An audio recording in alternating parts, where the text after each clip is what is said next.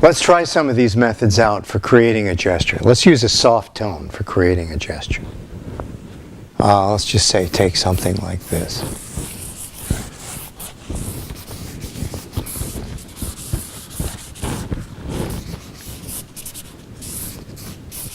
For instance, notice that the whole thing can be created without a complete commitment by working with a light tone. That means if I'd like to change anything, change my mind about anything, it's easier to do than if I had lines. Lines focus the eye. These soft tones, they give averages in a certain sense. So now if I move this over here, that leg over there, and keep this one, maybe I could even bring this over more. Maybe I'll bring the head over.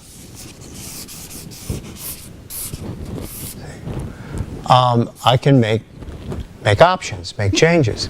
Once I've done that, I can start coming into the drawing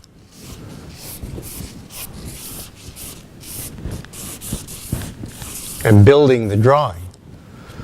Right? Okay.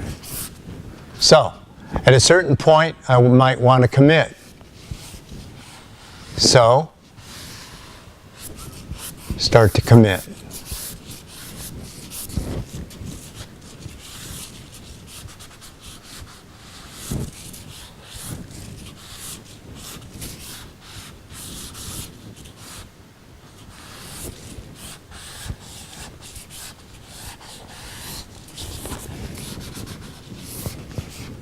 Let's get the head this way.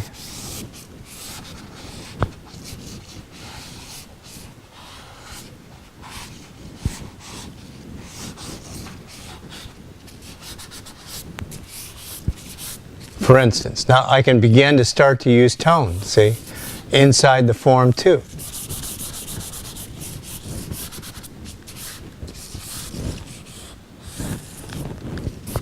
Let's bring this arm back. Let's just say this arm is shoving back in this direction, conceptually, all right?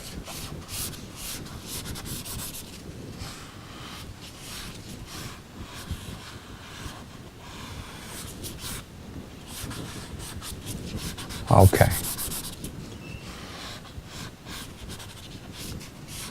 For instance, okay. So there's an example of working with tone that describes surfaces. For instance, from here to here, feels round and goes over the edge.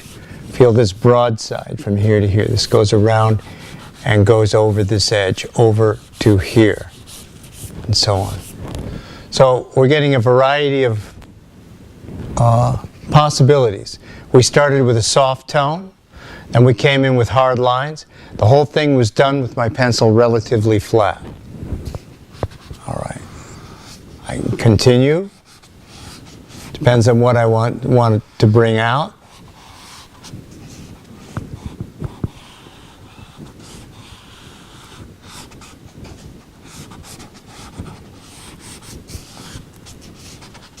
Okay, and so on.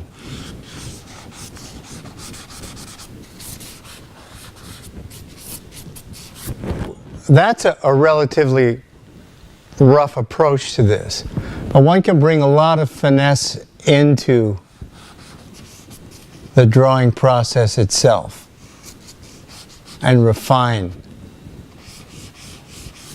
what we're looking at. Pull, pull, pull. So we're determining that there's an overhead light source. We're coming down and saying the light's hitting in these surfaces. There's the core shadow and the reflected light, maybe a little cast shadow here, and so on throughout the forms. But notice that we can get to what we want to accomplish relatively quickly by using this method. But just in closing, so we've talked about how to sharpen a pencil so that it becomes an economical, useful tool for the description of form, using both line and tone.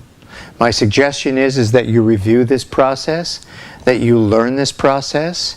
In the beginning, it will probably be as difficult as learning how to eat with utensils you're not accustomed to. For instance, if you eat with a knife and fork, you might have difficulty eating with chopsticks.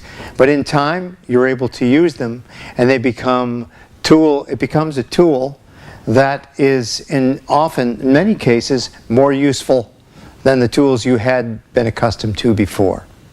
In the next segment, I'd like to take the conversation a little bit further by doing a comprehensive drawing using this method.